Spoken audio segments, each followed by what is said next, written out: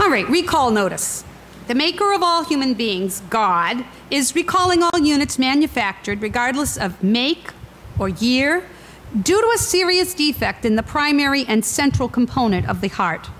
This is due to a malfunction in the original prototype units coded Adam and Eve, resulting in the reproduction of the same defect in all subsequent units. This defect has been technically termed subsequential internal non-morality, or more commonly known as SIN, as it is primarily expressed.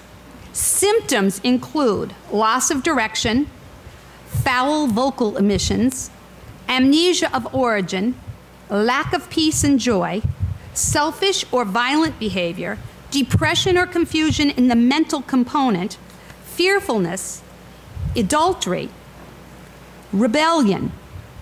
The manufacturer, who is neither liable nor at fault for this defect, is providing factory-authorized repair and service, free of charge, to correct this defect. The repair technician, JESUS, or Jesus, has most generously offered to bear the entire burden of the staggering cost of these repairs. There is no additional fee required. The number to call for repair in all areas is PRAYER, prayer. Once connected, please upload your burden of sin through the repentance procedure. Next, download atonement from the repair technician, Jesus, into the heart component. No matter how big or small the sin defect is, Jesus will replace it with love, joy, peace, patience, kindness, goodness, faithfulness, gentleness, self-control. Please see the operating manual, the BIBLE, Basic Instructions Before Leaving Earth, for further details on the use of these fixes. Warning: continuing to operate the human being unit without correction voids any manufacturer warranties, exposing the unit to dangers and problems too numerous to list, and will result in the human unit being permanently impounded. For free emergency service, call on Jesus. Danger: the human being units not responding to this recall will have to be scrapped into the furnace. The sin defect will not be permitted to enter heaven so as to prevent contamination of that facility. Thank you for your attention. God. P.S.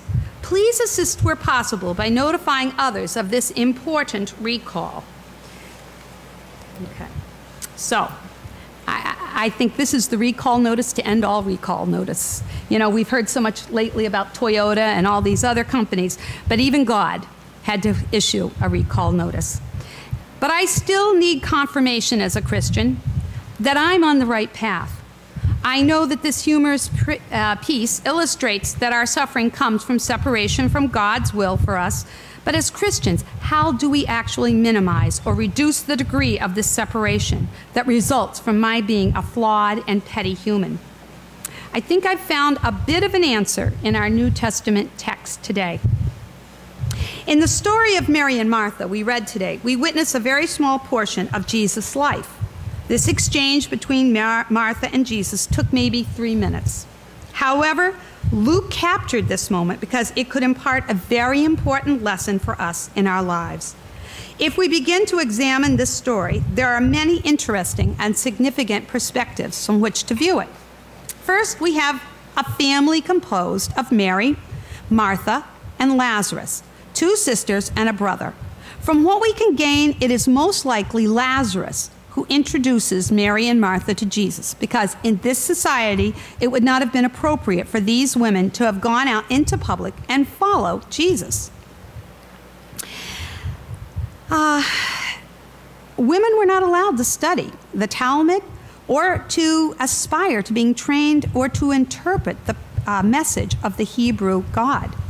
Assuming that this was the explanation of how they became associated, it can be noted that Martha was the one who offered the invitation. This in itself challenges conventional standards. We don't hear about Lazarus, so again, we can deduce that Martha must have been the mistress of this house, when it is she who asked Jesus to come to her house. This would be unusual in this time unless she was a widow. We don't know if Lazarus and Mary actually lived with her, but it is possible that the two sisters shared the house. According to the expectation of this time, being a good host or hostess was a very high priority and would have only been even more the case in light of who Jesus was and the respect with which the sisters regarded the rabbi or teacher. They would have been honored that he even accepted their invitation. Her invitation indicates that she was open to his spiritual message and wanted to be a part of his ministry. Jesus relied upon these types of invitations, where he was asked that he could stay with his followers when he traveled and taught. In this society, it would have been expected that both Mary and Martha, as women, would be occupied with preparing the food, making Jesus and his disciples and other followers comfortable. It would not have been expected that they would have been sitting among the men and disciples as learners. Mary's position of sitting at his feet denotes a position of humility, not one of honor. For Mary, as a woman, this would have been more than she could have ever hoped for or ever dreamed of. But still, this would have been shocking and not societally condoned. We have seen Jesus' actions when in the past he has ignored social expectations. He was not looked upon favorably by society and his disciples when he acted in this way. For example, he flaunted convention when he healed on the Sabbath, went to dinner at the home of a tax collector, and taught that the Samaritan in the Good Samaritan story was the better neighbor. Here again, he seems to tolerate and perhaps encourage social order being upset, a lesson I suggest he wants us to heed. We must not blindly follow societal expectations and age-old traditions. Instead, we must push for better ways for us to live together in peace, respect, and Christian fellowship in order to maintain the hope of bringing God's plan to his people to fruition.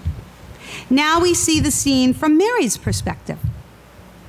She has been burdened with all the responsibility for providing for the guests. And here is her sister, who is breaking all traditions and experiencing something that exceeds Martha's expectations. She sees this as irresponsible and perhaps a bit lazy, but certainly as unfair to Martha, who was the one to offer the invitation and who obviously revered and desired to learn more about this Jesus. Now, this is the part I can relate to. As I said, early on, I would have been the one measuring and comparing how my experience was to my sister's. The idea that she was distracted or drawn away from spending time from learning and understanding more about Jesus' message would cause her to feel overburdened, and that it was unfair that she should not enjoy spending time with Jesus as her sister was. She can finally take it no longer, and she approaches Jesus and says, "Lord, don't you care that my sister has left me to do all the work by myself? Tell her to help me." It is interesting that she does not rebuke her sister, but instead looks to Jesus to set things straight, to help clarify the role her sister should take.